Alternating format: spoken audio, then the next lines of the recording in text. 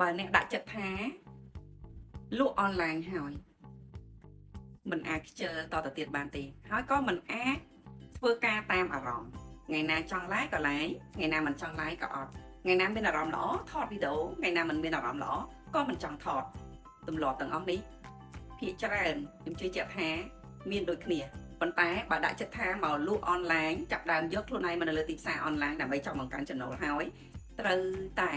យកឈ្នះអារម្មណ៍ទាំងអស់នោះឲ្យបានអញ្ចឹងសម្រាប់អ្នកដែលគាត់ចង់យកខ្លួនឯងមកនៅលើទីផ្សារអនឡាញចង់លក់ផលិតផលចង់លក់អាវគីបចាដូចនៅខាងក្រោយខ្នងខ្ញុំអញ្ចឹងអាវគីប